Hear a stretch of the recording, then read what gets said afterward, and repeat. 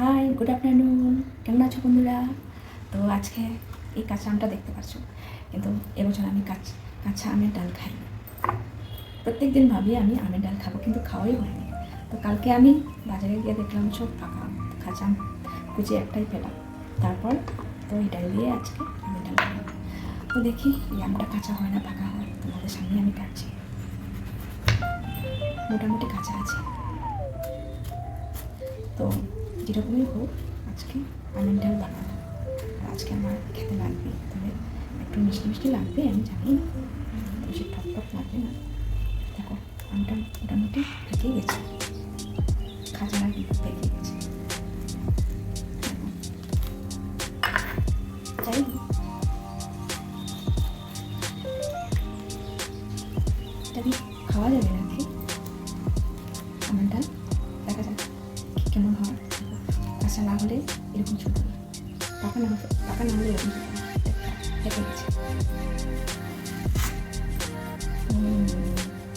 পুরো পাকা।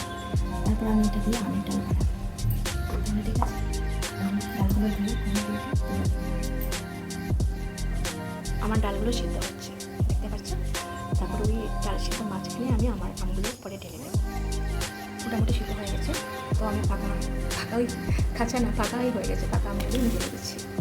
এটা দিয়ে আমি জানি টক তো হবে না, তো তার সঙ্গে আমি কিছু শুকনো বড়ই আমি দিয়ে দিচ্ছি। এটা একটু টক খেতে ভালো লাগবে। তো আর কী করবো, কাঁচা আম তো আর পেলে না, আবার এই বছর আমার বাড়িতেই হবে না, এই জন্য। আচ্ছা যাই হোক, দেখি কীরকম হয়। ডালের সঙ্গে একটু লবণ দিয়ে দিলাম, তো এইটুকু লাগবেই, লবণটা তো সিদ্ধ হয়ে যাবে। তো আম তো পুরো গলিয়ে যাচ্ছে, গিয়ে যে হবে আমার আমের ডালটা খেয়ে। যাই হোক, দেখি কী হয়। আগে এটা দেখে নাও, এটা এখন সোমবার নেই, এখন আমি এটাকে সোমবার দিই। মোটামুটি কেমন হয়েছে দেখো আমার ডালটা, এখন পাকা আমের ডাল লাগছে। চলো দেখি, এখন আমি সোমবারটা দিয়ে নিই। তো তেল দিয়ে দিলাম কড়াই, কিন্তু আমি সঠিক ভালো করে জানি না আমের ডাল দিয়ে সোমবার দিলে ভালো। তো আমি আমার মার কাছ থেকে তো আসা, তো আমি কড়াইতে তেল দিয়ে তো ওইটা দিয়ে আমি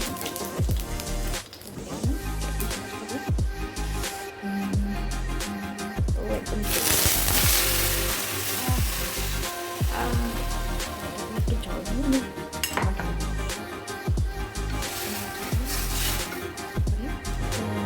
দেখুন আমার ডালটা হয়ে গেছে।